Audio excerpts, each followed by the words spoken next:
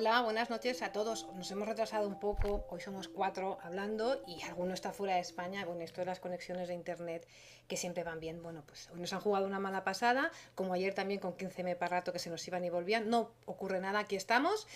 Especial Grecia, especial Europa, como os hemos anunciado estos días. Tenemos un invitado, tenemos varios invitados muy interesantes hoy. Vamos a dar paso ya al primero, que es con el que estaremos el primer bloque hablando, no yo, que a mí ya me tenéis muy vista, sino vosotros. Voy a darle ya sin más retraso la bienvenida al señor Costas Isijos. Buenas noches, Costas. Buenas noches a todos los pueblos de España que nos ven. Bueno, ahora se puede usted imaginar que casi toda la audiencia que nos está viendo está en shock por escuchar al secretario internacional de Syriza hablar un porteño, casi podríamos decir un porteño perfecto. ¿Por qué no nos cuenta de dónde viene ese acento y ese perfecto español? Bueno, yo nací en Buenos Aires de una mamá argentina y de un papá griego. Uh -huh. Me fui de la Argentina en la década del 70 durante una década muy difícil con mi familia. Estudié en el Canadá, en Cuba y desde el 80 estoy en Grecia. Uh -huh. Esa es la pequeña historia mía. Bueno, pues a nosotros aquí en la parada nos viene perfecto. ¿Qué quiere que le diga? Vamos ya a empezar, si le parece, hay mucha expectación con su participación aquí en la parada. Grecia y la situación económica y política de Grecia en las últimas semanas, le voy a reconocer, ha sustituido un poco en el imaginario progresista, podríamos decir, aquí en España, a Islandia. Llevábamos unos cuantos meses hablando del milagro islandés, de cómo lo están haciendo allí. Y bueno, pues de un tiempo a esta parte, sobre todo desde las primeras elecciones en mayo, se ha mirado con mucha atención lo que estaba pasando en Grecia. Ahora yo estoy proyectando, usted no lo ve, como ya le he avisado, pero nuestra audiencia lo ve, yo le cuento. Estamos proyectando lo que son las últimas encuestas o una de las últimas, porque ya en Grecia no se pueden hacer más, ¿correcto? Es verdad, Uh -huh. es así. Bueno, pues tenemos aquí una de estimación de voto que les da a Syriza, la coalición Syriza, un 31,5%, por encima de Nueva Democracia un 25,5%, perdón. Sí que es verdad que no son todas, hay algunas otras, tenemos por aquí, a ver si les conseguimos ver, que bueno, ustedes rondan un 30%, Nueva Democracia un 26,5%, hay otra para otro periódico que les dejan un 24,5%, parecida a la primera que hemos visto. Hay una para la cadena de televisión Mega que baja bastante y que les da la victoria a Nueva Democracia un 23,4 y a ustedes un 22,1. ¿Qué confianza tienen en estas encuestas? Porque estamos hablando de una estimación, de una oscilación, perdón, de casi 10 puntos. Sí, bueno, las encuestas a veces fallan y a veces salen. Hay que tener en cuenta que las encuestas nos dan un resultado de ese mismo día o de la semana o de los 4 días que han durado las preguntas al público. Yo diría que los ciudadanos en este momento están en un momento histórico donde están tratando de decidir con una problemática muy compleja, viviendo en una situación de extrema pobreza en la mayoría de la población o bajo de la línea de la pobreza o con mucho desempleo, están tratando de hacer sus propias encuestas diarias alrededor del problema que es cómo sobrevivir con el memorándum y las políticas de austeridad que no tienen fin. Así que bueno, la mejor y la más grande encuesta se va a realizar el 17 de este mes. Hasta ese día vamos a estar trabajando toda la gente de Syriza, toda la gente de izquierda, toda la gente democrática y progresista que nos está apoyando, para ver si podemos tener una verdadera encuesta sorprendente, no solamente para Grecia, pero para toda Europa. Tengo aquí apuntados los puntos principales que presentaron el viernes pasado haciendo reiteración de los 40 puntos generales de su programa electoral y hicieron una presentación de lo que serían los puntos fundamentales en cuanto a economía. Corríjame si me equivoco en algún punto, por favor.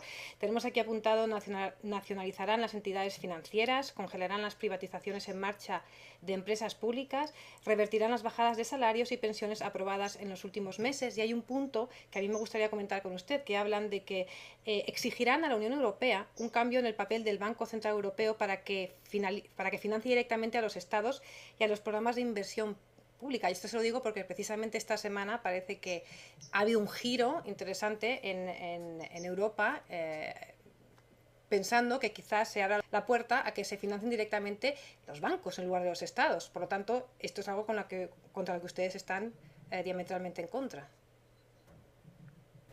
Sí, yo diría que nuestro programa de políticas alternativas tiene un terreno muy amplio, habla sobre la democracia, la sociedad, las políticas alternativas que necesitamos para tener empleo, las inversiones públicas, sobre el medio ambiente, sobre las empresas públicas que tenemos que recuperar, que son estratégicas para la economía griega, como es el transporte, la energía, el agua, las telecomunicaciones, sobre una nueva política internacional que necesita Grecia con acuerdos bilaterales y multilaterales con países fuera y dentro de Europa. Así que, bueno, yo diría que lo importante es en este momento de tratar de presentar un programa de tareas inmediatas a medio plazo y a largo plazo. Pero lo que se necesita para hacer todo lo que tú mencionaste y que yo también me refería a unos pocos puntos, es que no se puede hacer nada de lo que hemos dicho si nos quedamos dentro del contexto del memorándum, del acuerdo financiero que se ha llevado a cabo entre la élite económica y política de Europa con los gobiernos del memorándum, que son los gobiernos de la nueva democracia del PASOK. Así que tenemos que romper con el memorándum, tenemos que anularlo en nuestro Parlamento para poder seguir a un camino de políticas alternativas. Mencionaste, y termino con eso, ¿Sí? de que no podemos seguir con esta estafa a los ciudadanos de Europa, donde hasta ahora el Banco Central Europeo le estaba dando préstamos con un interés de 1% a los bancos privados, y después esos mismos bancos prestaban a los estados con un 4 o un 5%. Eso es una estafa con una sella de la Unión Europea y de las políticas neoliberales que son inaceptables para el pueblo griego y yo creo también para los pueblos europeos. Hay que hacer un cambio en toda Europa. Nosotros proponemos de hacer una conferencia entre todas las fuerzas democráticas, progresistas, sociales y políticas de Europa para tratar de encontrar alternativas a la arquitectura política, económica, monetaria y social de Europa. Hay que empezar de cero y va a ser un camino muy difícil, con muchas contradicciones, con muchas dificultades, pero es el único camino. El otro camino es el camino del genocidio social, del FMI, del Banco Central Europeo y de la Troika. Costas, en ningún caso nada de lo que está diciendo implica una salida del euro. Sí me gustaría tocar este punto porque ha habido muchos argumentos en contra o detractores de su programa electoral afirmando que una victoria de Syriza en Grecia supondría una salida del euro porque lo que ustedes proponen pues es imposible de defender desde el euro. Déjeme que yo no hable más, sino que hable un ciudadano que le ha enviado una pregunta precisamente sobre este tema, planteando si no sería realmente positivo salir ya no solo Grecia, sino otros países, los países PIGS, del euro. Vamos a escucharle. No lo oí. No, bueno, pues es Sisku, un ciudadano que nos preguntaba si no sería realmente una solución pues dejar ya lo que es el euro y salir y hacer un grupo, hacer un equipo de países que utilizábamos otro tipo de moneda, un euro-2, lo llamaba él, más devaluada, etcétera, si no podríamos organizarnos de otra manera. Ustedes, imagino que han reflexionado sobre esto también. Hay opciones, hay grupos que lo plantean. ¿Cómo se posicionan? Reflexiones. Sí, hay muchas reflexiones, Merche, sobre la arquitectura monetaria de Europa. El euro o la dracma o la peseta o la lira italiana eran o el euro hoy en día es una moneda que significa algo.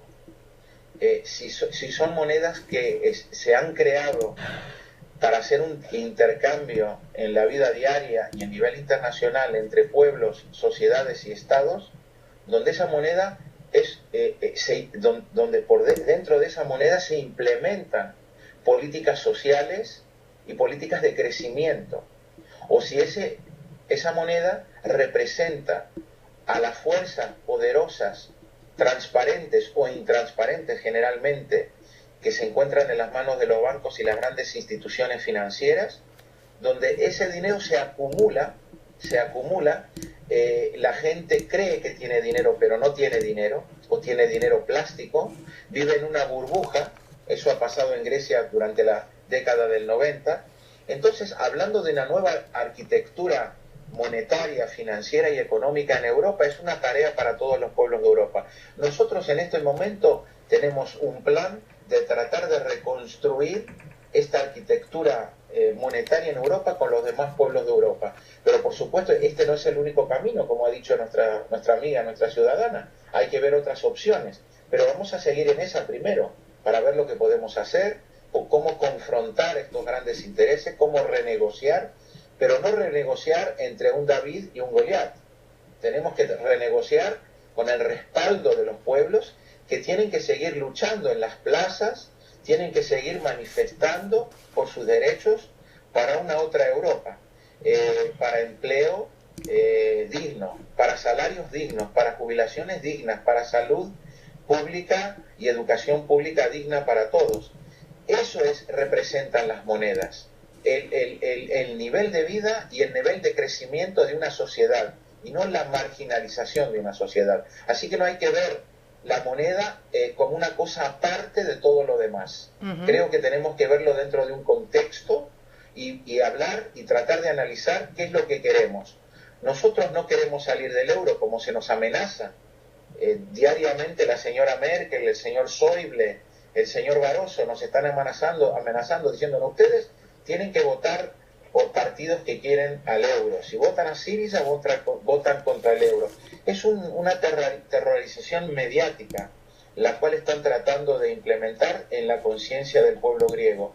Pero hay que tener en cuenta que el pueblo también se enoja, y eso puede llegar a un boomerang, porque no podés asustar a un pueblo que está viviendo bajo estas condiciones que está viviendo hoy, tratando de sobrevivir, donde le han quitado el empleo y el futuro a sus hijos, y asustarlos con una moneda, cuando esa moneda no existe en los bolsillos del pueblo. Ahora que está Así que yo creo que tenemos que analizarlo todos juntos para tratar de encontrar soluciones viables para todos los pueblos de Europa. No es una cuestión de un país o de un pueblo encontrar su propia solución en una Europa donde la crisis es sistémica, es una crisis capitalista, una crisis muy profunda. Y yo creo que la gente que nos hablaba de una crisis griega, y ahora están hablando de vagos, de españoles vagos, y de una crisis española, eso es un mito. Es una crisis europea profunda, sistémica, económica y social. Esto lo hablaremos dentro de un momento, cuando invitemos al resto de los componentes del equipo hoy en la parada. Estará con nosotros Joan Herrera, hablaremos ya de esas conexiones España-Grecia. Ya que estaba usted hablando de las críticas hacia el programa de Syriza, déjenme que muestre a nuestra audiencia, yo le cuento, hoy en el diario Ekatir Merini, que usted lo pronunciaría mucho mejor que yo, imagino, hay una editorial, aquí lo estamos viendo, en el que se habla de que, bueno, lo que dice Syriza y su líder, en este caso Tsipras, es no aceptar la realidad, que si cancelan el memorándum, como están pensando, pues habrá un montón de escapadas de dinero, por lo tanto no podrán hacer esas reformas que ustedes piensan, que tienen muchas ambiciones y pensamientos positivos, pero no pasan de la retórica, no saben cómo hacerlo, y terminan diciendo que, bueno, que al fin y al cabo el señor Tsipras y, por extensión, el partido, pues representan al tipo de político que habla, que no hace y que no asume compromisos.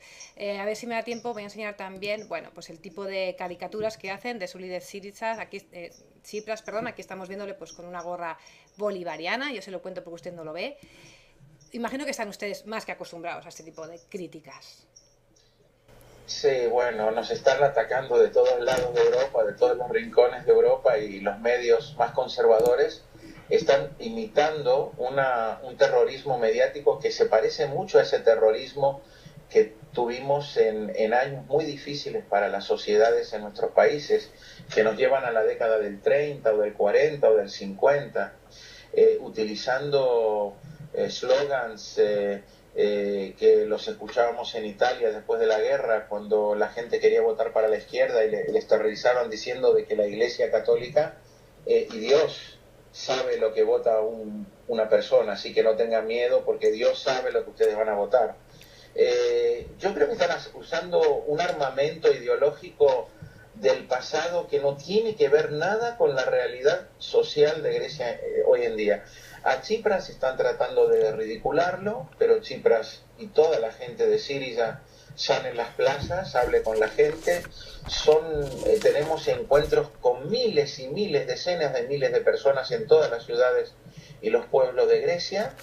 Los partidos tradicionales con sus políticos no pueden hablar al público, no pueden salir a las plazas, son atacados verbalmente o les tiran yogur. El yogur griego es muy rico, hay que tener en cuenta en eso también. Sí. Y bueno, están tratando de vivir en una realidad en la cual ellos viven en un otro mundo paralelo, para no decir en un otro universo paralelo. La sociedad quiere alternativas estratégicas, a medio plazo e inmediatas. Nosotros tenemos un programa para esas tres cosas. Sabemos que vamos a tener una guerra de parte de los intereses dentro de Grecia y fuera de Grecia muy dura.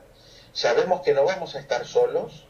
Sabemos que vamos a tener la solidaridad primero de todos los pueblos de Europa, de las comunidades, de los alcaldes, de las fuerzas políticas que también tienen su propio proyecto nacional y europeo, en el cual con ellos estamos dentro del partido de la izquierda europea, como es la Iniciativa per Catalunya, como es la Izquierda Unida, como es el PS español, como es el Frente de la Izquierda francesa, como es la izquierda alemana. Hay unos 30 y pico de partidos observadores y miembros del Partido de la Izquierda Europea. Tenemos un proyecto para una otra Europa y sabemos que ese proyecto va a ser un proyecto que va a ser amenazado y va a ser un proyecto que le van a dar muy duro de parte de los intereses, pero llegamos a un punto histórico en nuestro país donde ya se rompe un mito que dice: tenemos a los partidos que saben gobernar, que son serios, que tienen responsabilidades, y no tenemos nada que ver con estos pequeños partidos de la izquierda que son populistas, que son demagógicos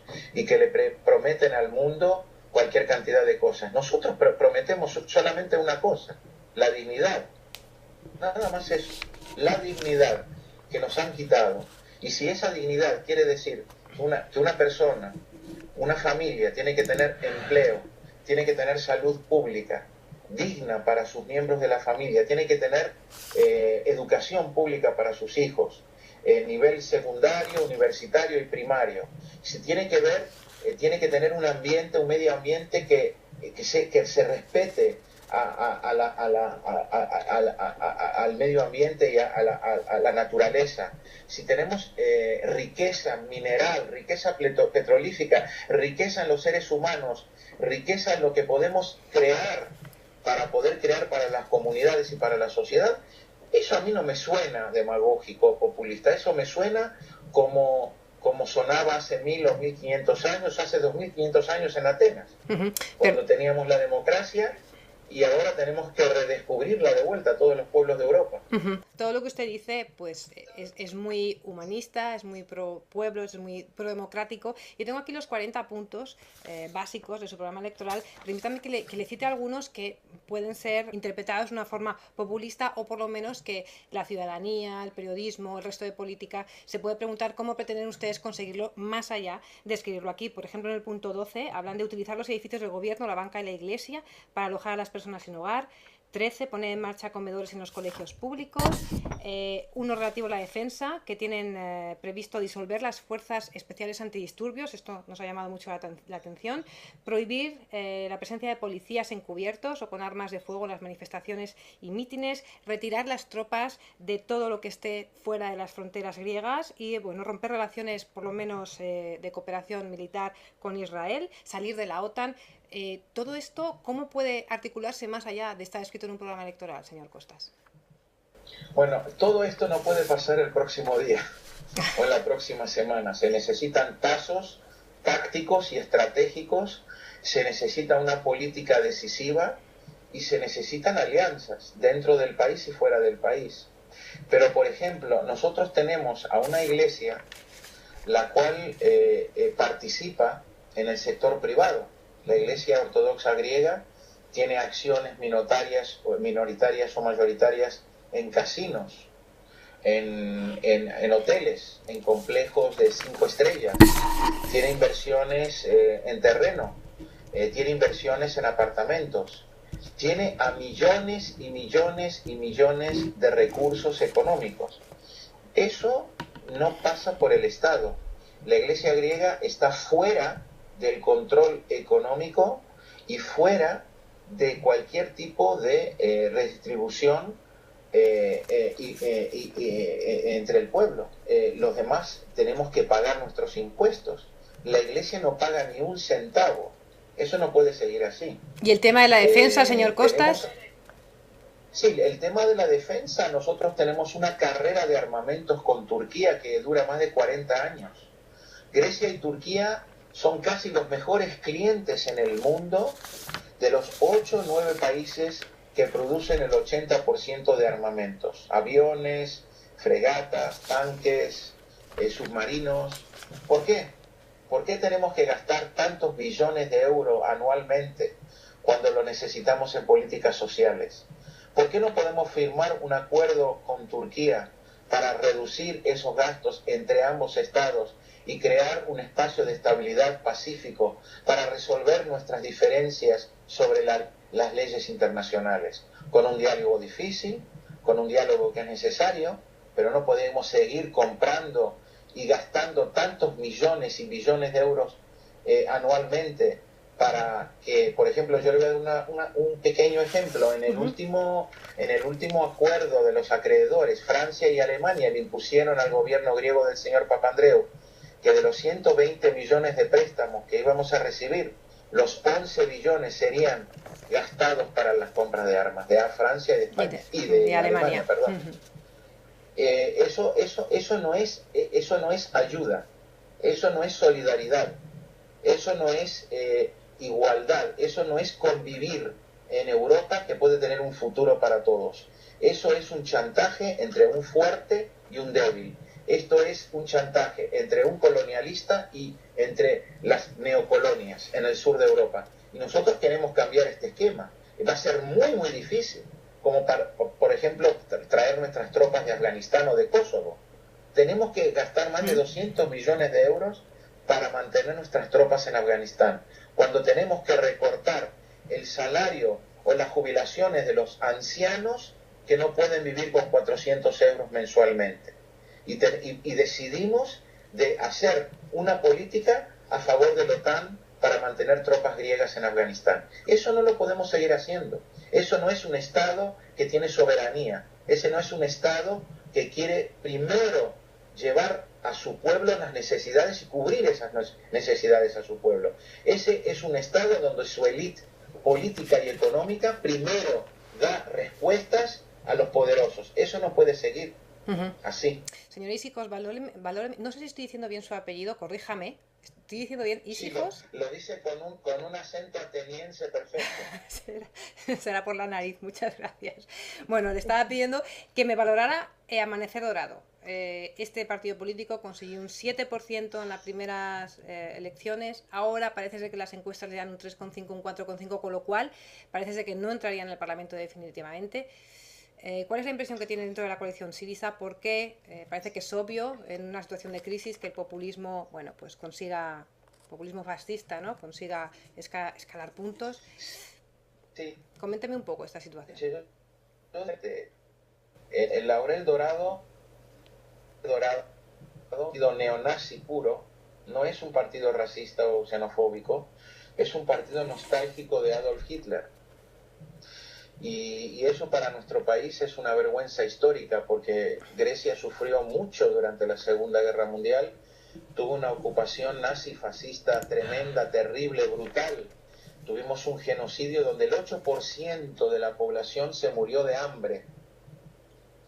Después de la Unión Soviética, de aquel entonces, fuimos el segundo país con más muertos, asesinados o gente que murió de hambre o que fue desplazada del país por la ocupación nazi. Y ahora en nuestro país, de tener un partido nostálgico de esa época y de esa era, es algo casi increíble. ¿Pero por qué? ¿Por qué? Porque bajo las políticas de austeridad, especialmente en los barrios de las ciudades más pobres, ahí donde el populismo, que tiene un proyecto de odio, de violencia, de elitismo, de elitismo de género o del ser humano blanco, ario, como ellos dicen, con una presencia muy grande de inmigrantes de otros países que han venido a Grecia, que han huido de la guerra o han huido del hambre o de los cambios climáticos, especialmente de Afganistán, de Kurdistán, del norte de África. Y esa gente conviviendo en los mismos pobres barrios, con estos pequeños focos y grupos nazi, ahí tuvimos el terreno de un experimento donde también los poderosos medios de información crearon un ambiente favorable para el partido nazi. ¿Cómo? Atacando diariamente a los inmigrantes, sin papeles. Entonces ya tuvimos hace 10 años el crecimiento del racismo y del xenofobismo, que se transformó en una ideología nazi y en una ideología fascista. Ahora, ¿cómo podemos eliminar, entre comillas, eliminar, por supuesto, este caso, este proceso? Solamente con políticas que van a dar crecimiento al empleo, a la cultura, a la educación en estos barrios. Transformar a estos barrios desde adentro y no solamente atacar verbalmente a los grupos fascistas que quizás los pueden fortalecer. Tratar de atacar las raíces sociales que han creado este problema. Este es un gran reto histórico, no solamente para la izquierda griega, yo diría para toda la sociedad griega, el pueblo griego, en los próximos meses y años. Y más allá de Grecia. Erradicar el nazismo. Y más allá de Grecia, le decía, porque al fin y al cabo es una tendencia, lo hemos visto en Francia recientemente con Le Pen, cuando estemos hablando ya con Joan Herrera nos podrá hablar, si da tiempo, del caso de Badalona. Vamos a ir terminando con este primer bloque. No me gustaría, ya que no funciona el audio, pero sí puedo contarle yo lo que nos escriben nuestros espectadores por Twitter, y también les solicito que, bueno, hagamos un poco de autocrítica. Nos pregunta Politeia, ¿ha habido excesos en el consumo y gasto griego por parte de la ciudadanía o toda la culpa es de los políticos corruptos, no corruptos y bancos? ¿Son ellos los culpables? Señor Costas, ¿algo ha tenido que fallar la sociedad griega en estos últimos años para llegar hasta aquí, o todo es un efecto de un mal uso de unas malas políticas externas? Sí, tuvimos un endeudamiento muy grande de la clase media, que adquirió casas, adquirió su propiedad, pequeños apartamentos o hogares para no seguir en el alquiler. Tuvimos un consumo donde la clase media vivió en un mundo de una burbuja que fue creado por los bancos, pero este endeudamiento fue un proceso con un método donde el lavado de cerebro era: puedes consumir más, consume más. Los bancos están aquí para ayudarte. Y ahí tuvimos una tendencia donde las prioridades de la sociedad fueron creadas por los bancos y no por el Estado. Tuvimos en ese momento, por una gran parte de las clases medias, el consumo constante, no de que ellos estaban gastando más dinero de lo que tenían, pero estaban casi obligados de gastar más dinero. ¿Obligados por qué? Porque uno, cuando tenía una cuenta en el banco, tenía impuestos tan grandes que no le convenía tener dinero en el banco. Entonces tenían que gastarlo y tenían que consumir y consumir y consumir. Fue una trampa de parte de los bancos, como lo vimos en Estados Unidos en el 2008, cuando estalló el problema de Lehman Brothers, que después se vino para Europa. Así que tuvimos una burbuja y un mundo abstracto en el consumo de una pequeña parte de la población, no tanta. Pero hay que tener en cuenta que cuando comenzó esta crisis, Grecia ya tenía 12% de desempleo y un 30% de desempleo de los jóvenes bajo de 30 años. Yo lo que me imagino que es terrible, y lo estaba hablando con compañeros españoles que nos están visitando de los medios de información de España, que hay muchos ahora en nuestro país, hay más de 50 españoles que están rodeando nuestro edificio y nos están hablando constantemente de lo que está pasando en España, y nos dicen que la gente en España tiene miedo. Tiene miedo de lo que va a pasar mañana. Pero nosotros también tuvimos miedo, nosotros también pasamos por esa etapa.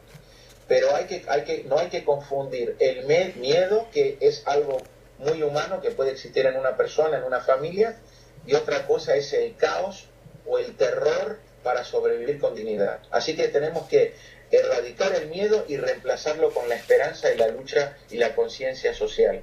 Yo creo que de esa etapa que vivimos en la década del 90, pasamos a una otra etapa donde estamos tratando de reedificar y de reconstruir valores sociales que habíamos perdido en los últimos años. Bueno, pues como ya la solidaridad. Vamos a dar ya paso, llevamos casi media hora hablando usted y yo. Vamos a dar ya paso al resto de nuestros invitados. Voy a saludar primero a Joan Herrera, a ver si conseguimos verle, oírle. Joan Herrera, ahora mismo, no sé si te oímos.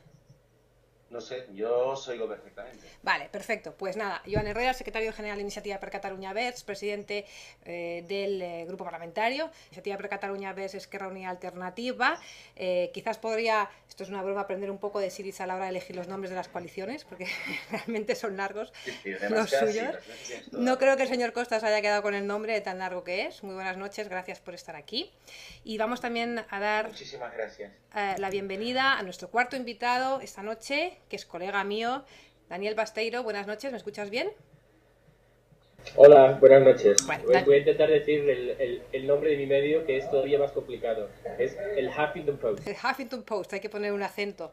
Pues bueno, te presento rápidamente. Periodista especializado en Europa, en economía, ha estado muchos años de corresponsal para un medio español y ahora se embarca en esta nueva aventura que nos ha nombrado él, el Huffington Post, que bueno, ya existe en otros países, salió de Estados Unidos, ya se está imponiendo en otros países europeos. Muy buenas noches. Te voy a pedir a ti primero, Dani, la primera valoración, ya que eres periodista experto en Europa. ¿Cómo has visto lo que nos ha contado Costa? Sí que hay muchas similitudes con lo que está pasando ahora mismo en España, con lo que tú hayas visto desde Bruselas. Yo quería preguntarte, estos años que has estado allí, ¿cuándo fue, más o menos, si recuerdas, las primeras veces que empezaste a oír hablar de sinapismos y de Syriza como un peligro para las políticas neoliberales o conservadoras? Bueno, pues Syriza era un partido totalmente ausente de la jerga y el vocabulario europeo hasta hace muy poco, ¿no? Más que nada porque la Unión Europea solo atendía a PASOK y a Nueva Democracia. De hecho, tanto atendió a estos dos partidos que fue totalmente insensible e inconsciente de otra realidad que estaba surgiendo en Grecia. Entonces, la élite europea sí es verdad que estuvo totalmente ausente, que no tuvo en cuenta para nada este partido y solo empezó a conocerlo y a temerlo sobre todo cuando empezó a ganar apoyo popular como una consecuencia del rechazo total al orden establecido, que es en Grecia durante muchas décadas casi un negocio de familias, de muy pocas familias del PASOK y de los conservadores que se han repartido el poder en Grecia. Bueno, pues hablaremos dentro de un poco de cómo cubrís en el Huffington Post este tipo de informaciones de política, hasta dónde llegáis, si os quedáis en bipartidismo o no, pero quiero pedirle una primera valoración también a Joan Herrera, político de la izquierda catalana y española. ¿Qué similitudes ha encontrado usted en esto que hemos hablado con Costas? Imagino que muchas. Bueno, yo creo que las similitudes son muchas, digamos que nosotros estamos en un estadio previo, seguramente, pero lo cierto es que hoy en Grecia han construido una alternativa desde Syriza, ¿no? Y desde una postura claramente a la izquierda que ha dicho no al memorándum, a estas políticas de austeridad. Y Costas lo ha dicho bien, seguramente nosotros aún estamos en la etapa del miedo, pero creo que este miedo lo estamos empezando a superar. Creo que lo interesante de Grecia es que han conseguido, a partir de la movilización y la articulación política, de la canalización política, y yo creo que esto es fundamental precisamente para darle la vuelta. Creo que le tenemos que dar la vuelta, obviamente, a nivel de Grecia, a nivel de España, a nivel de Cataluña, pero que le tenemos que dar la vuelta a nivel europeo. Y creo que hoy con Grecia tenemos una gran oportunidad todos. Lamentablemente la oportunidad la hemos perdido un poquito, ¿no? Con el referéndum irlandés. Está claro que el sí a las políticas de austeridad han sido, ¿no? Y Costas coincidirá conmigo, una mala noticia. Pero la verdad es que todos estamos muy expectantes porque, digamos que Syriza, pero yo creo que la sociedad griega ha hecho saltar por los aires a los partidos de la austeridad, del memorándum, de estas recetas que son un disparate, ¿no? Que vaya, recorte, que usted saldrá de la crisis. Y lo cierto es que Grecia aplicó esas recetas y se ha hundido. En España llevamos, acordémonos, ¿no? De Zapatero. Yo estaba en el Congreso ese 10 de mayo que hace el giro en las políticas, a favor de las políticas de austeridad. Desde ese trimestre estamos en estancamiento o recesión, es un fracaso absoluto. Y lo cierto es que estas políticas ni calman los mercados, ni sanean las finanzas de las administraciones y deprimen más la economía y, por supuesto, a la gente. Y es algo que tenemos que frenar, y yo creo que lo que están haciendo en Grecia es muy interesante. Señor Herrera, pero sí que coincidirá conmigo, o no, y ya me lo dirá, que es relativamente sencillo lanzar un programa como el que ha lanzado Syriza, estos 40 puntos, con aspectos tan agresivos en cuanto a la política y en cuanto a cómo organizar los estamentos. Por ejemplo, el hecho de utilizar los edificios del gobierno que tenía aquí apuntados, la banca y la iglesia para alojar a las personas sin hogar, pues es una medida que inicialmente es muy atractiva, pero es muy difícil de llevar cuando uno está en el gobierno. Eliminar el copago de los servicios sanitarios, esto es algo que aquí estamos escuchando mucho. ¿Usted asume todos los puntos? No sé si ha tenido oportunidad de leerlos. Todos y cada uno de los puntos de Syriza, ¿entiende que son aplicables en un país de varias decenas de millones de habitantes? Mire, no es que sean aplicables. Hoy estamos nacionalizando la banca y resulta que los bienes inmuebles de esa banca no sirven para dar un hogar a la gente que está sin hogar. Lo que está pasando con Bankia es una estafa.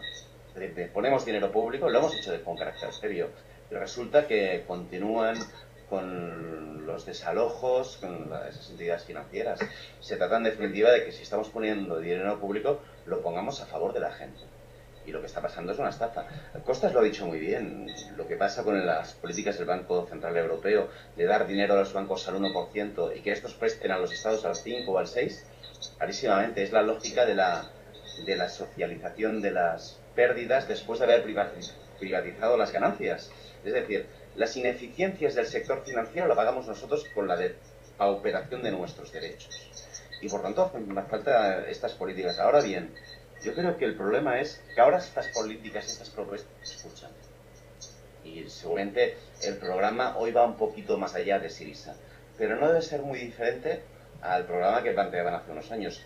Alexis Tsipras vino a Barcelona hace 3 años, cuando era, creo que, concejal en el Ayuntamiento de Atenas, sí, y se vio con Ricard Gomà, que entonces llevaba las políticas sociales en Barcelona. Ahora ya no las llevamos. Ahora en Barcelona también gobierna la derecha.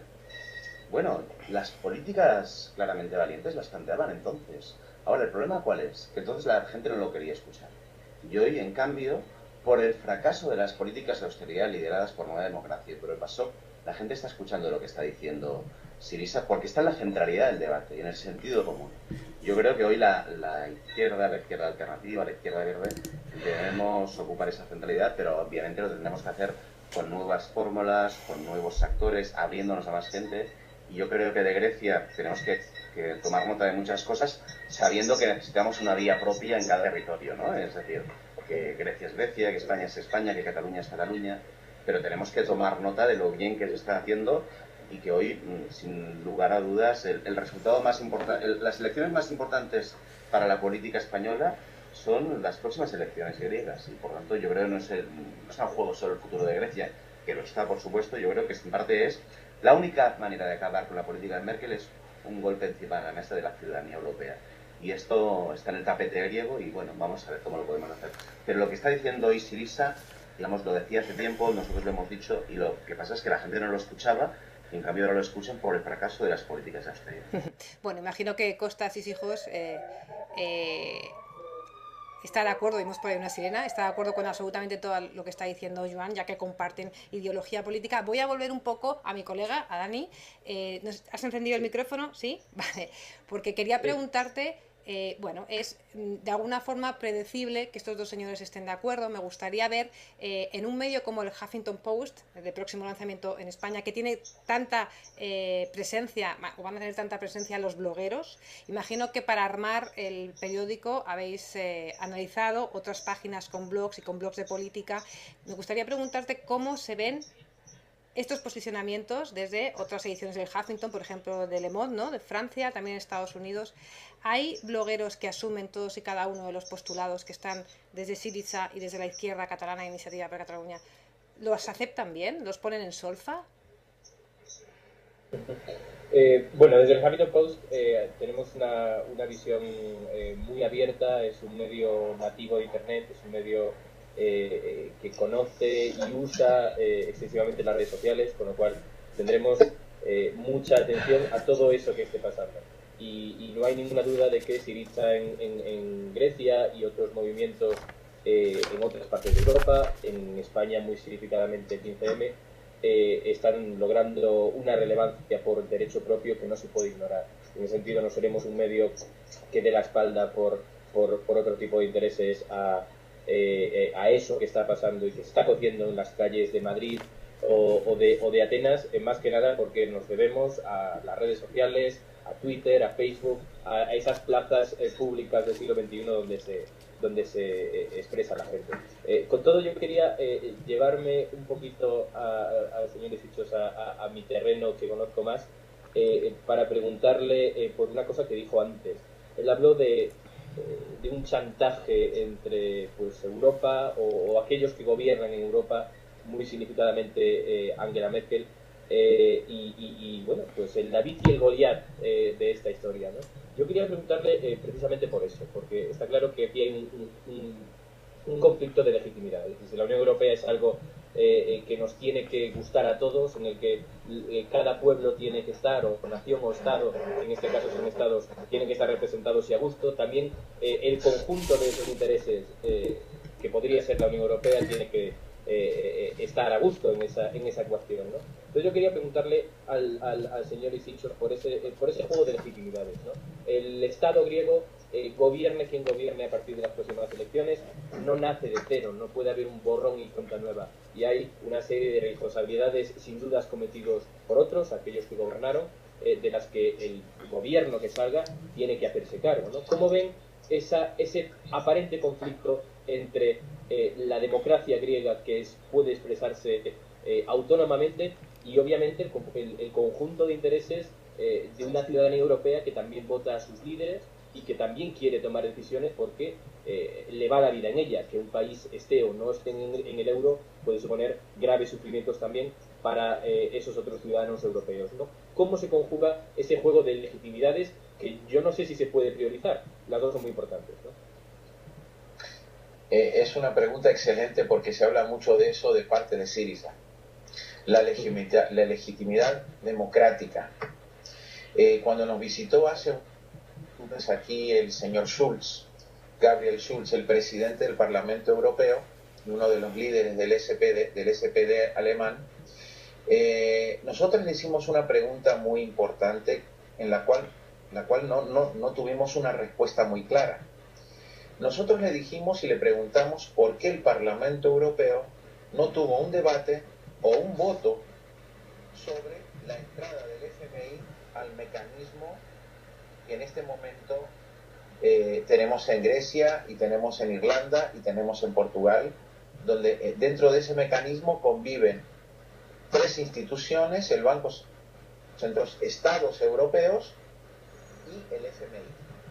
Pero el FMI no es una identidad o una institución europea, y bajo el Tratado Europeo,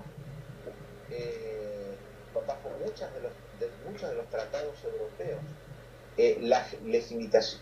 para que sea legítima una entrada de una institución fuera de Europa, tendríamos que tener un proceso democrático. No tuvimos un referéndum en Grecia sobre eso.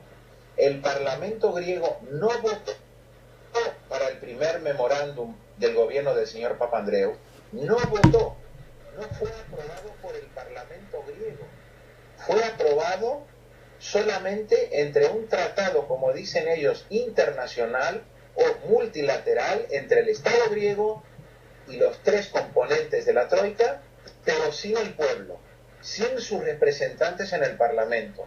Por eso en este momento hay tanto temor de parte de la señora Merkel y del señor Schäuble y de todo ese aparato que trató de implementar estas leyes de austeridad, estas políticas de austeridad en Grecia, en España, en Portugal, en Irlanda, en Italia, bajo la Troika o sin la Troika todavía en algunos países, pero teniendo en cuenta que no fue un proceso democrático. Ahora, el 17 de junio, vamos a tener un proceso democrático donde el tema central de nuestras elecciones es la legalidad o no, bajo la Constitución griega o bajo los tratados europeos, si este memorando está bajo de una legalidad. Ese es el temor de la élite europea en este momento. Y la segunda cosa, y termino, es de que de nuestra parte se escucha ruido. No sé es que le iba a decir, le estamos escuchando terriblemente mal, entonces yo no sé si tiene usted el teléfono móvil cerca, aléjelo, siempre lo digo, aléjelo todo lo que pueda. No lo tengo cerca. Bueno. Sí, ahora no sé si me escuchan mejor. Ahora mejor, esa segunda cosa que nos quería decir. Bueno, sí, la segunda cosa que quería decir, termino con eso, es de que nosotros por supuesto tenemos responsabilidades, pero primero tenemos que saber quién creó esa deuda, cuándo fue creada, quién la tiene que pagar, y por eso nosotros pedimos una auditoría internacional para la deuda, como se ha hecho en otros países. El ejemplo más claro es que tuvimos Juegos Olímpicos en Grecia, donde el presupuesto de estos Juegos Olímpicos fue votado por el Parlamento griego, teniendo una suma inicialmente de 4.5 billones de euros, y la suma total fue 25 billones. Si uno multiplica la compra de armas, las grandes obras, pequeñas, medias o grandes, que se han realizado con presupuesto con 5, con 10 billones, terminaron con 50 o con 80. Esta es una estafa democrática de parte de los representantes de los grandes intereses económicos y de la élite política de nuestro país. Y por eso nosotros queremos tratar de saber que si vamos a pagar la deuda, queremos saber qué deudas es, quién la ha creado y quién es responsable de esa deuda. Y todo lo que le corresponde al pueblo la va a pagar.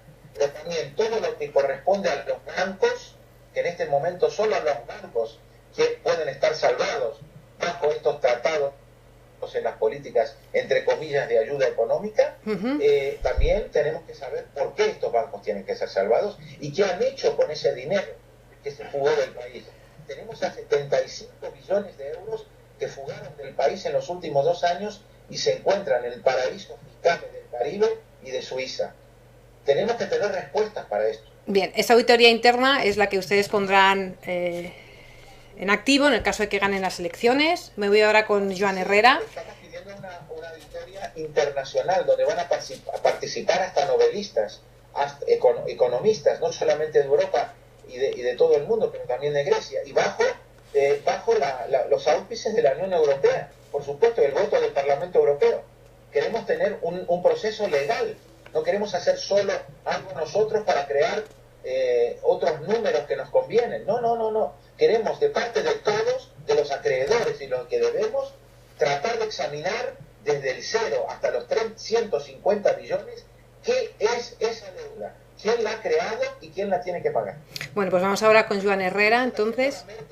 La señora Merkel lo tiene que aceptar, el Banco Central Europeo lo tiene que aceptar, los acreedores lo tienen que aceptar. Este es un proceso democrático. Yo le quería pedir al señor Joan Herrera, como dirigente de la izquierda, pero no griego, le voy a pedir un poco de sinceridad, yo sé que lo va a hacer. ¿Qué futuro le ve a este tipo de iniciativas? Es decir, ¿cree usted que en el caso de que ganen elecciones, de que configuren gobierno, de que se solicite esta auditoría, más allá de las fronteras de Grecia, es decir, hablamos de Europa, hablamos de Bruselas, del Banco Central, de los gobiernos de Merkel, etcétera, van a permitir algo así? ¿Es posible ese David contra Goliat del que nos habla Costas? Bueno, yo creo que en primer lugar la política tenemos que ser modestos, entender que la política se hace desde múltiples espacios, no se hace ya solo desde el ámbito institucional. Pero a la vez tenemos que reivindicar la política como el actor para cambiar las cosas, y creo que Syriza es una expresión de algo que es algo más que un movimiento ciudadano, es un movimiento político, con traducción política. Y lo que puede hacer cambiar las cosas es que esa política llegue al gobierno en Grecia y le diga a Merkel, hasta aquí.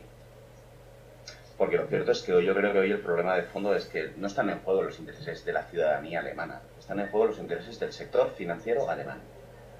Clarísimamente, porque además en Alemania hay una depauperación y una degradación salarial, etcétera, etcétera, ¿no? Segunda cosa, la auditoría de la deuda es razonable. De la misma manera que lo que no puede ser es que hoy en España, que nos han dicho que el problema que teníamos era de nuestra reforma laboral, de nuestras pensiones. El principal problema que tenemos nosotros es el endeudamiento privado y un sector financiero que se ha expuesto a un sobreendeudamiento privado que nos está arrastrando. Y de hecho vamos a poner miles de millones de euros en Bankia y en todo el sector financiero, mucho más dinero que el dinero que nos ahorramos en recortes en sanidad o en educación, cosa que pone de manifiesto que hay dinero para salvar los bancos, pero no para salvar a la gente. Yo creo que la viabilidad va a depender de la fuerza de la gente, de si se impone el miedo o gana la ilusión por cambiar las cosas. Y si desde la política somos capaces precisamente de dar canales precisamente para que esa ilusión transforme en realidades. Yo creo que ese es el gran reto, pero eso es una reflexión que tenemos que hacer para construir en definitiva un espacio de transformación común, público. Pues ahí me ha dado la clave. En las elecciones hídricas.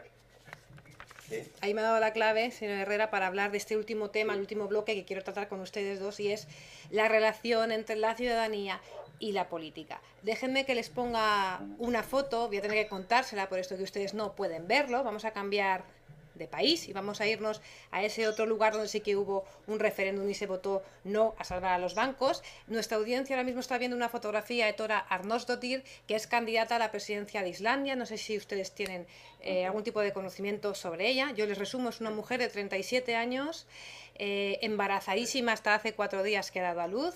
Esta foto que está viendo nuestra audiencia es su foto de campaña, en la que se la ve con sus 1, 2, 3, 4, 5 hijos fuera del vientre, más uno dentro, su marido. Representa esa otra política que no sé si desde el norte de Europa se está intentando conseguir. De hecho, en las encuestas es la única que parece que puede conseguir derrotar al que es ahora mismo el presidente de Islandia. No está muy bien localizada entre la derecha y la izquierda, si bien es cierto que la izquierda es declarada europeísta, la izquierda y el ecosocialismo, están pidiendo el voto para ella. Yo no sé si podemos imaginar en los países de medio centro y sur de Europa esta tipología nueva de político. No sé si lo he dicho, que es periodista, lo cual en mi caso me gusta incluso más. No sé si hay espacio, tal como tenemos entendido los estamentos de los partidos políticos, su representación parlamentaria, su institucionalitis, como lo llamamos algunos. Yo ahora mismo no me imagino una política de estas características. Y más allá, me gustaría citar el caso de ayer, el programa de ayer. Joan Herrera lo conoce, quizás Daniel Basteiro también, el señor Costas no. Tuvimos un colectivo que se llaman 15M Parrat, un colectivo ciudadano, que están planteando cómo querellarse, y han pedido dinero, y les ha ido estupendamente hoy, por cierto, para querellarse contra Bankia, representar a unos cuantos ciudadanos. Yo les pregunté sobre otras iniciativas, otros movimientos que algunos partidos políticos minoritarios habían lanzado, uno de ellos el del señor Herrera, para también organizarse colectivamente, y bueno, la respuesta fue la de la antipolítica, ¿no? Es decir, cuando veamos algo nos lo creeremos, siempre hablan pero no dicen nada, siempre son los de siempre, identificaban rápidamente la política con el bipartidismo. El señor Herrera terminaba su reflexión antes diciendo que a ver si la política puede conseguir estos espacios de cambio social. Usted, Costas, ha vivido en la Plaza Sintagma, imagino, también ha estado en las concentraciones, ha visto esas expresiones de la antipolítica en el caso de que las haya visto. Yo he podido leer una entrevista de Nasos Iliopoulos, si lo digo bien, que es un representante de los jóvenes de Sinapismos, hablando de lo que ocurría en la Plaza de Sintagma, y decía que bueno, antes de enseñarles hay que aprender, y entre todos evolucionamos. Y que sí, que había grupos antipolíticas en Sintagma, pero que bueno, que muchos de ellos también son del partido. De hecho, él mismo fue apaleado el año pasado, ¿no? Y terminó en el hospital. ¿Usted cómo vive desde Grecia? ¿Cómo ha experimentado estos movimientos sociales que se declaran tan claramente antipolíticos, cuando en realidad están haciendo política en la calle? Nuestros movimientos en las plazas del primer día, donde se encontraron pocos, y los próximos días se convirtieron en masas eran grandísimas, de decenas de miles de ciudadanos. Yo les quiero decir la verdad que fueron contagiados primero de todo por los españoles. Y no fue un acto de imitar de una moda a un otro pueblo, pero fue algo instantáneo que sintió la gente de que tenía que reaccionar. El eslogan más famoso de los primeros días de las concentraciones era: nadie solo en la crisis. No hay que individualizar los problemas que vive la sociedad. Tratar de tener una conciencia solidaria con toda la gente que está a su... Entonces, en nuestras plazas, nuestros partidos, nuestra juventud, las otras organizaciones de izquierda, dejamos nuestras banderas partidarias en nuestras oficinas y fuimos a esas plazas como ciudadanos, pero con nuestras ideas. Los demás tenían sus propias ideas y convivimos con esa gente. No queríamos hablar primero, queríamos escuchar, queríamos tratar de ver cuál es el panorama, qué es lo que están haciendo aquí, y tratar de encontrarnos dentro de esa gente en nivel igualitario, sin tratar de conducir, pero sí de convivir, de nadar en conjunto en este mar tan infinito donde la sociedad había descubierto la verdadera democracia, la que faltaba. No la democracia de los grandes medios de información, no la democracia de las propagandas, de cómo consumir y por qué somos vagos o porque qué sé yo otra cosa. Entonces estas plazas nos reenseñaron, nos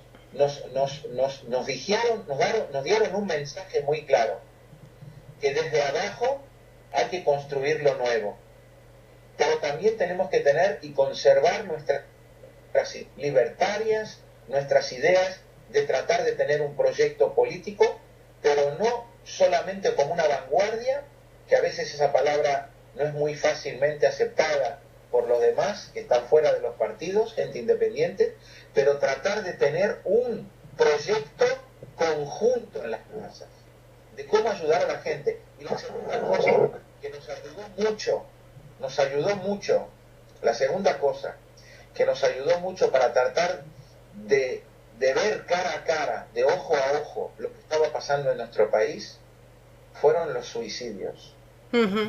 Tremendo, tremendo, tremendo, tremendo. No quiero que ningún pueblo vivimos viviendo nosotros o los compañeros y el pueblo italiano, que también tiene ese gran problema. Los pueblos del Mediterráneo son pueblos muy orgullosos y las familias son unidades de conciencia social. Una persona, un abuelo, una abuela, no se siente digna si no puede vivir con sus propios medios y su hija o su hijo le tiene que llevar un plato de comida sabiendo que sus nietos no van a tener tampoco comida ese día. Y por eso esa gente se quita la vida, la cultura de quitar la necesidad que una otra persona necesita dentro de una familia. Lo que eso está ocurriendo ahora en la sociedad. Toda esta sociedad se está convirtiendo en una familia, donde todos son solidarios. Uno entra en el autobús, entra en el micro, entra en el metro, entra en el tren. Toda la gente está hablando de los problemas de poder sobrevivir, de cómo pagar los impuestos, cómo pagar la electricidad, cómo pagar diariamente para poder sobrevivir con dignidad. No tienen vergüenza de decir que no puedo sobrevivir como un ser humano. No tiene vergüenza la gente de decir la verdad. Ese es un paso muy importante para tratar de redescubrir que tenemos una obligación social y política de participación directa, de participación para poder formar un proyecto político desde abajo. Mientras nos está usted hablando, señor Costas, estamos proyectando la carta de suicidio de Antonis Parris, es uno de los últimos hombres que cometió suicidio en Grecia. Usted está hablando, voy a pasar ya a Joan Herrera para acabar con este último tema, está hablando de unir esa vanguardia que es la calle con un proyecto político. Usted nos lo cuenta como si en Grecia lo hubieran conseguido. Aquí en España todavía andamos en ello. Señor Herrera, no sé si me está escuchando. Sí, sí. De escuchar a Costas, usted lo hace con envidia, comprende que es un proceso que aquí alcanzaremos. No se trata de envidia, yo creo que son procesos distintos y lo cierto es que en España las cosas han empezado a moverse. Estábamos en un escenario el 15M hace un año, otro escenario fue en octubre antes de las elecciones generales, otro escenario son las elecciones generales, máxima movilización a la izquierda como nunca, yo creo, y giro a la derecha también como nunca. Y después vino una huelga general, con un papel activo, muy activo de los sindicatos, y una huelga general que ayudó a cambiar cosas, a generar conciencias. Y el 15M continúa cambiando conciencia. Estamos en un proceso, Costas lo decía, no de enseñar, sino de aprender y de compartir. Ahora, yo creo que lo que se trata es que los movimientos aprendan y nos enseñen, pero que a la vez entendamos que tenemos que hacer procesos de transformación. Mire, vamos al caso de los bancos, ¿no? En los años 90, las cesiones de crédito del Santander, fue un modesto partido, que era Iniciativa, quien interpuso una demanda. En el indulto a SAE, al segundo del Santander, hemos sido nosotros quienes hemos interpuesto la demanda. La gente del 15 de Barato está haciendo una tarea ingente y hoy además ha ido por el crowdfunding muy bien a la hora de recoger los recursos para hacer la demanda precisamente por Bankia. Y vamos a tener que hacer muchas más cosas. Y yo lo que creo es que aquí todo el mundo tiene que jugar un rol activo, todo el mundo. Porque lo cierto es que yo creo que en España el caso de Bankia es un antes y un después. Hasta ahora nos decían, oye, y bueno, alguna gente se lo creía. Y esa resignación que hablaba Costas es cierto que existe hoy en la sociedad española. Pero lo cierto es que el caso de Bankia, desde mi punto de vista, es el salto cualitativo y la inexistencia de responsabilidades políticas y judiciales es lo que hace que la crisis económica y social se convierta ya en una crisis democrática, moral y ética, ¿no? Y eso es lo que tiene que permitirnos dar el salto, y que el salto no sea un salto al vacío, sino el salto a una construcción de algo distinto. Y creo que eso es lo que tenemos que construir todos, y todos, cada uno desde nuestra trinchera, pero que vaya, que estamos en camino y lo tenemos que hacer a nuestra manera. Y tenemos que sacar las lecciones de Grecia, porque Grecia, digamos que la cosa se ha ido deteriorando y ha costado mucho precisamente la construcción de esa alternativa. Yo creo que tenemos que reaccionar antes y lamentablemente los pasos que estamos siguiendo en nuestras políticas económicas son pies juntillas lo que anteriormente hizo el gobierno de PASOK, de Nueva Democracia. Eso es lo que tenemos que girar antes de llegar precisamente a la situación en la que estamos, que yo creo que es una situación también muy límite y que estamos hoy al borde del rescate, y de un rescate que no va a ser a cambio de nada, sino de otro memorándum sobre el que la sociedad española pues posiblemente se tenga que pronunciar finalmente en contra desde nuestro punto de vista. Bueno, pues cada uno en su trinchera, como dice usted, ustedes dos, Costas, Joan, desde la política, Daniel... Pero golpeando, sí. cada uno en su trinchera, pero golpeando juntos, si me lo permite. Yo creo que se trata la huelga general, el 15M, fuerzas políticas, de lo que se trata es de golpear juntos. Y sabiendo que hay matices distintos, que hay roles distintos, que hay actitudes distintas, pero hay que golpear, porque lo que no podemos quedarnos es impasibles. Me ha gustado mucho lo que decía Costas, de ese lema ante la crisis, de nadie solo, ¿no?, ante la crisis. Yo creo que eso es precioso por una razón, porque lo que hace es generar colectividad. Llevamos demasiados años cada uno pensando en el individuo, sin crear conciencia, y en parte conciencia de clase, y creo que ese es el elemento clave y fundamental. La creación de una sociedad, de una familia, del sentimiento de pertenencia a un colectivo, y decir que vamos a decir que no a esta estafa, ¿no? Yo creo que se trata de esto, y esto es lo que estamos intentando construir, y el llamamiento que hacía Costas a nivel europeo de todas las fuerzas progresistas, yo diría de todas las fuerzas que están a favor de la democracia, de la equidad, de la fraternidad, de algo tan básico, de algo, incluso algo que va más ahí, es algo más elemental que los valores de la izquierda, diría, Costas. Yo creo que ese llamamiento precisamente hay que recuperarlo en Europa para volver a construir Europa desde parámetros radicalmente distintos a los parámetros que se está construyendo Europa. Y la única manera de construir Europa no es aceptarles el chantaje, sino el golpe encima de la mesa, que les diga basta. Y yo creo que esto, la mejor oportunidad la tenemos el 17 en las elecciones griegas. Es la primera oportunidad. Bueno, déjenme que haga una referencia, porque usted, Joan, no ha nombrado a los medios de comunicación, y sí que de alguna forma somos catalizadores de estas formas de pensar y de expresión. Me gustaría preguntarle a Daniel Bastero, ya que le tenemos aquí, y que nos cuente un poquito más los entresijos, las tripas de ese Huffington Post que sale dentro de 2 días, y que precisamente, y corrígeme si me equivoco, Daniel, está basado en esa participación de blogueros a los que solo se les pide, bueno, que expresen de una forma razonada opiniones de diferentes temas, etcétera, ¿no? Entonces, lo que estaba diciendo Joan, con vuestra propuesta puede que tenga líneas de común, ¿no?, líneas de común trazado.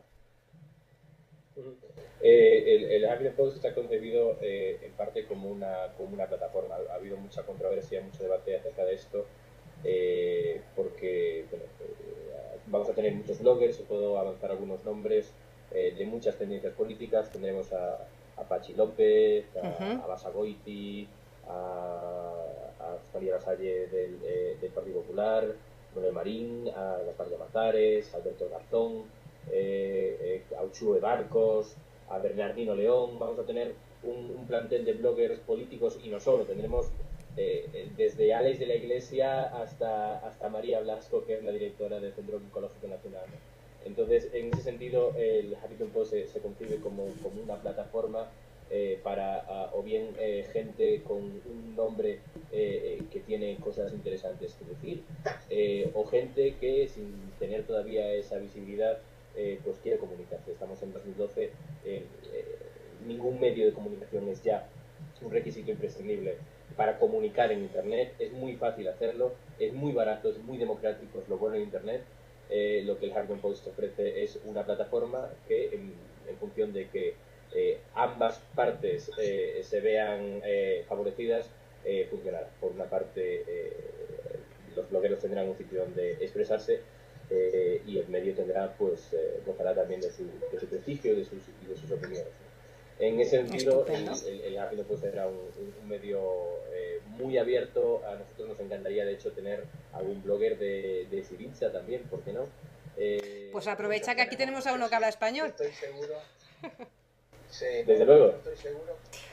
Sí. Hay unos cuantos que también, aparte de mí, hablan español, y yo creo que podrían participar, seguramente. Más que nada porque estamos acostumbrados a unos medios de comunicación que han dado siempre la espalda al enemigo, casi, ¿no? De todas las tendencias. Y aquí, pues bueno, vamos a tener desde la derecha, a veces la derecha dura y muy ideológica, hasta la izquierda. Y la izquierda también, pues, más clara. En ese sentido, pues bueno, eso es Internet, no es patrimonio de nadie, y menos de un medio que nace ahora. Las protestas ciudadanas, la indignación, las nuevas ideas se canalizan a través de Internet. Es una realidad a la que muchos políticos todavía le dan la espalda, y no hay ninguna duda de que si como partido político u otros movimientos ciudadanos tienen éxito, es más que nada porque vivimos en un mundo mucho más democrático, en el que los medios de comunicación ya no son un monopolio de unos pocos. Ese es precisamente el problema político en países como Grecia, donde la política fue monopolio de unos pocos durante demasiado tiempo, ¿no? Los medios de comunicación está pasando algo parecido. Internet viene a demostrarlo, y nosotros intentaremos hacerlo en ese sentido lo más abierta y lo mejor posible. Bueno, pues bienvenidos al panorama mediático nacional. Daniel, saluda a todo el equipo de nuestra parte. Aquí tienes a dos políticos que desde luego esto del Internet pues lo entienden muy bien, ¿no? Costas, Joan, que además es la segunda vez que está con nosotros. Vamos a ir acabando, pero llevamos 1 hora y 10 minutos, les tengo que decir, una conversación interesantísima para mí, no sé si para ustedes y para la comunidad de Twitter que está comentando todo lo que ustedes dicen. Voy de izquierda a derecha, entonces, Daniel, muchas gracias. Esperamos ese arranque, ese estreno el día 7, pasado mañana. Volveremos a hablar. Mañana por la noche, para ser exactos. Mañana por la noche, bien, estaremos pendientes. Sí, a partir del día 7, es decir, a partir de la medianoche de mañana, estaremos ya en el aire. Tenemos muchos nervios, pero también mucho gusto. Bueno, pues mucha suerte, mucha mierda, que se suele decir.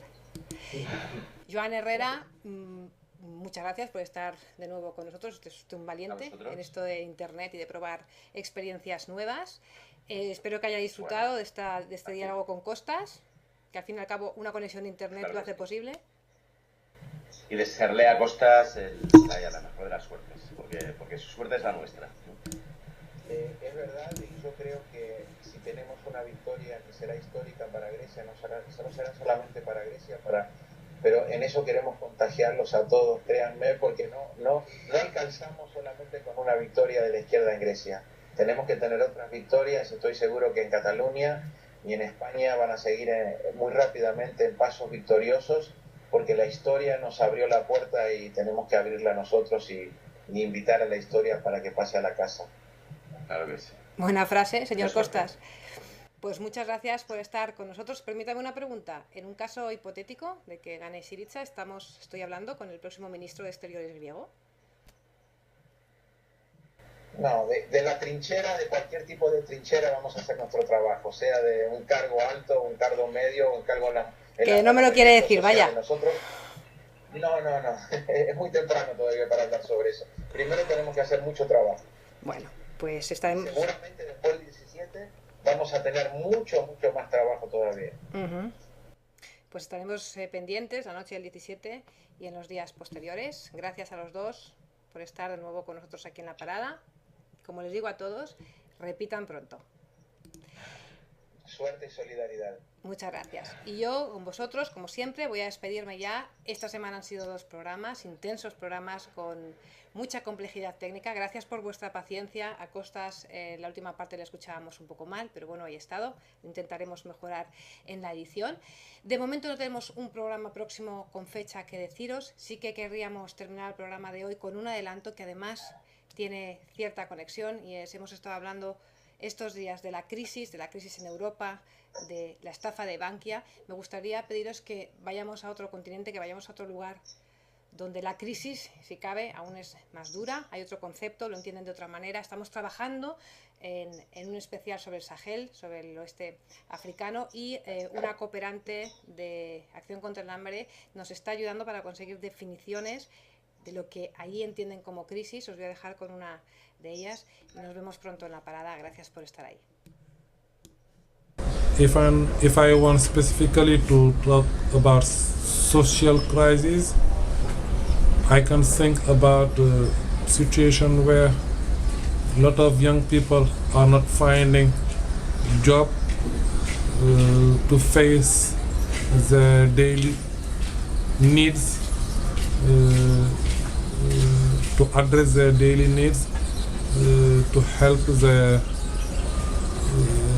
support their family properly, adequately, and in the side of humanitarian aspect, for me the crisis is the situation where a specific area is facing a lot of issue difficulties to